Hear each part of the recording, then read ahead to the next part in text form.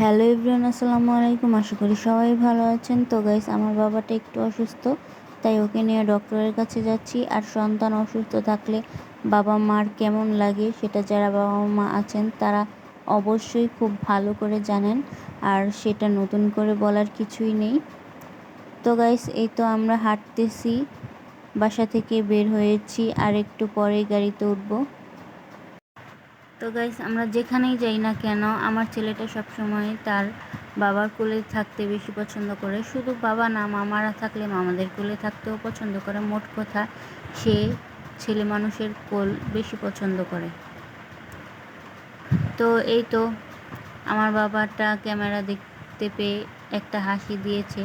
আর আমার ভিডিও যদি আপনাদের কাছে ভালো লেগে থাকে তাহলে অবশ্যই আমার চ্যানেলটা সাবস্ক্রাইব করে পাশে থাকা বেল আইকনে অল প্রেস করে দিবেন, আর আপনাদের ফ্রেন্ডস অ্যান্ড ফ্যামিলির সাথে শেয়ার করে দিবেন।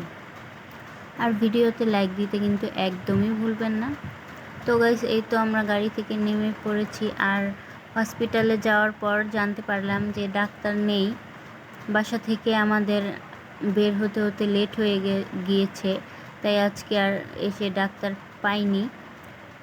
ওনারা বলেছে রাত 9টায় একটা ডাক্তার আসবে। তো এত রাতে কিভাবে ডাক্তার দেখাবো? ডাক্তার দেখায় বাসায় যেতে যেতে বাবু ঘুমিয়ে যাবে, তখন আর তার খাওয়াও হবে না। তাই আর আজকে ডাক্তার দেখাইনি, সিরিয়াল দিয়ে এসেছি। আগামীকাল 11টায় ডাক্তার আসবে, ওই ডাক্তারের কাছেই দেখাবো। তো যাওয়ার সময় আমরা রাস্তায় আম দেখতে পেলাম, সেখান থেকে আম কিনে নিয়েছি। তারপর আমরা মাশরুম খেয়েছিলাম, তারপর মাশরুমের আর কি চপ খেয়েছি, তারপরে ফুচকা খেয়েছি, চটপটি খেয়েছি। এগুলো আর ভিডিও করা হয়নি,